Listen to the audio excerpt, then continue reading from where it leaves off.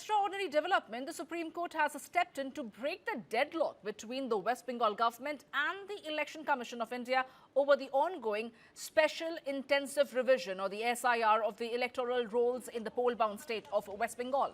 Citing a clear trust deficit between Mamata Banerjee-led government and the Election Commission, the Apex Court passed what it termed an extraordinary order in view of extraordinary circumstances. A bench headed by Chief Justice of India, directed by Chief Justice of the Calcutta High Court to appoint serving as well as retired judicial officers at the rank of a district judge or additional district judge to act as electoral registration officers. Well, this is big, as their task is essentially going to be to adjudicate pending claims and objections related to voter list inclusion and exclusion, particularly those involved in what the court described as logical discrepancies. The court noted that it had become nearly impossible for the state government and the Election Commission to agree on the appropriate rank and deputation of the officers for the SIR process. To ensure neutrality and restore confidence, the Supreme Court decided to bring in judicial officers to oversee the dispute resolution mechanism. Importantly, the court clarified that these judicial officers will be supported by micro-observers and state government officials. It also directed district collectors and superintendents of police to provide full logistical support and security to the appointed officers. The matter was heard by a bench comprising a Chief Justice of India, Surya, Kant, Justice Joymala Bagchi and Justice Vipul M. Pancholi, as the court examined multiple petitions related to the electoral roll revision in the state. Now, this rare move underscores the seriousness with which the Supreme Court views the integrity of the electoral process in West Bengal, especially with elections on the horizon. And to discuss this further, my colleague Sabyasachi is joining me to get us more details on the story. Well, Sabyasachi, this is a rare move on the part of the top court to intervene to ensure there is some sense of a semblance between the West Bengal Chief Minister, the TMC government in West Bengal, and the SIR process that is being carried by the Election Commission.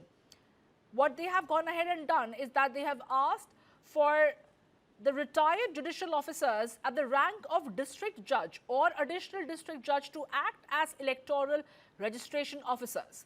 Now, we understand that by this move, the Supreme Court has also underscored the importance of special intensive revision of the electoral rolls right ahead of West Bengal election. What is the reaction of the Mamata Banerjee government in West Bengal?